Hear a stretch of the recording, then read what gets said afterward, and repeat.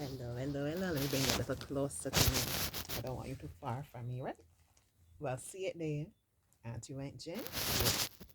Had a nice little walk. Jen wasn't bad either. He tried some different things. I had one when I was sitting on the ground and pulling. It was a moment. And coach asked me where am I feeling it. I was like, I'm feeling it in my arms, in my core, in my legs. He said, you're supposed to be feeling it in your back. It was a moment, but I challenged myself nevertheless. Yeah. Nice walk. I encountered two gentlemen, and one of them said hello. Like, if I remember him, I said, are you from Black Rock? He said, no, apparently he sits down behind me in church every Sunday, and I probably come in and be like, hi, and so on, and I just didn't recognize him. He lives in the neighborhood, and I've seen him. So I need to see a couple of people walking, which is nice. On evenings, yeah, I like it. So walking is good for de-stressing. Not only is it good physically, but to clear your mind. And remember I told you how I love like you have the birds, and this evening it was the chickens and the monkeys. Right? And then the whole scenery of seeing the sunset and the sea there in the distance. It's really lovely. So I'm here, I'm gonna read a story for you, hopefully not a very long one. And I'm gonna have my chat with mom. Have a nice shower, something to eat. I'm gonna get an early night's rest. Cause tomorrow is gonna be what? Another full day. Cause I'm running around to do with mom tomorrow. Gonna have to pay a bill, get some groceries. Yeah. Trying to pace myself. Yeah. Try not to overdo. Okay. So we'll see how it goes.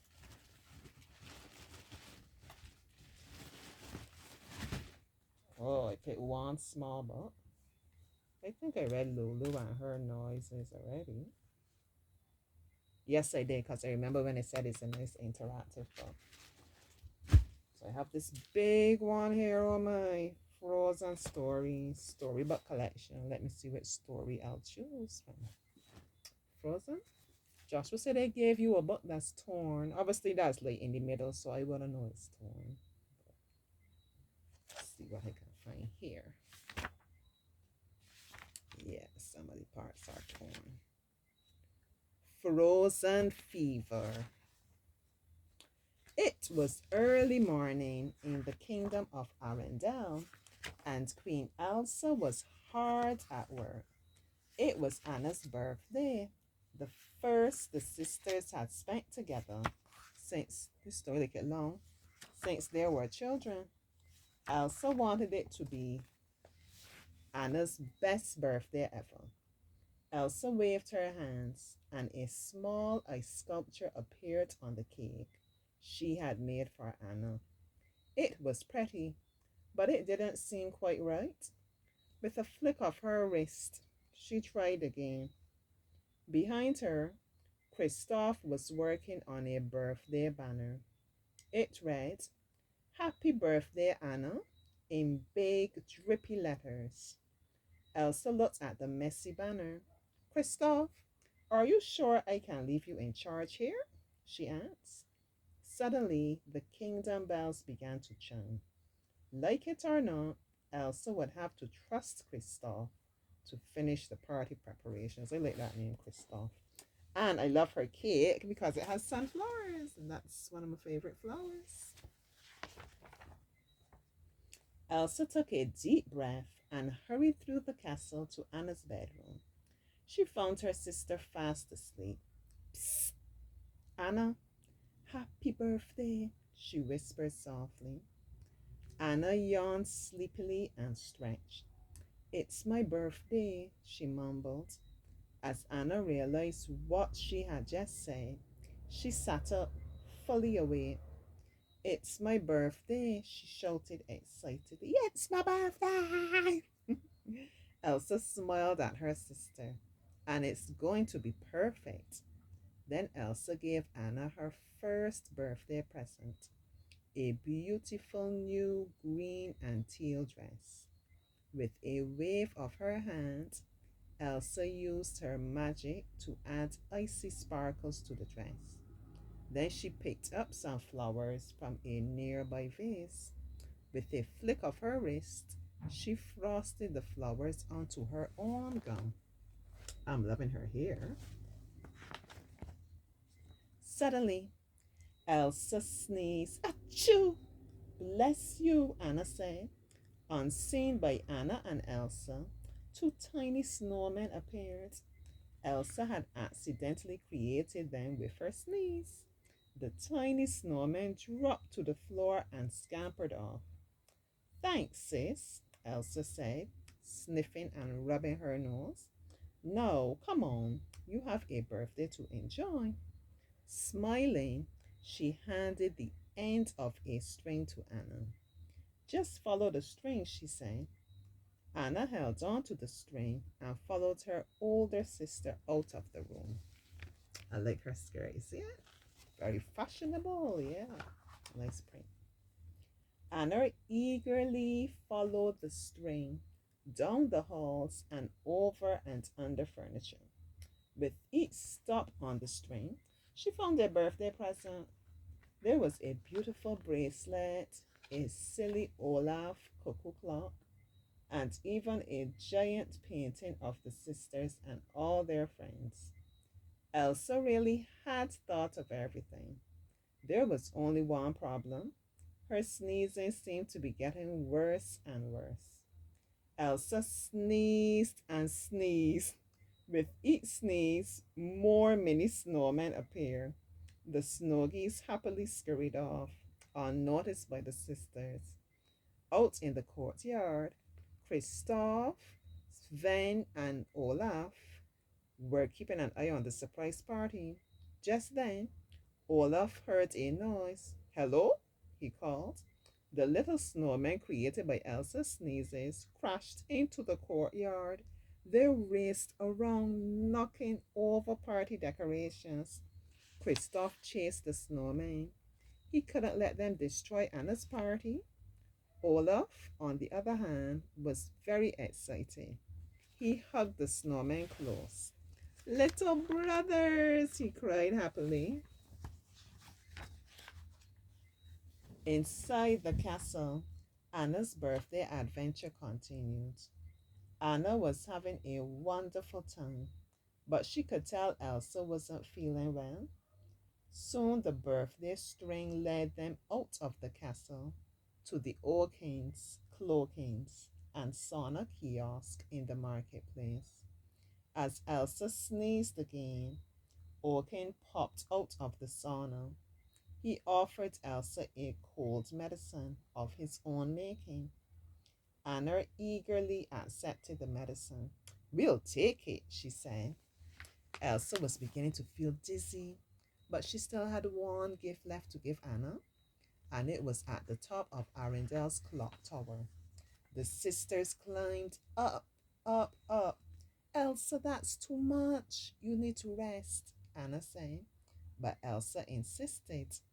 At the very top, she gave Anna two beautiful wooden dolls.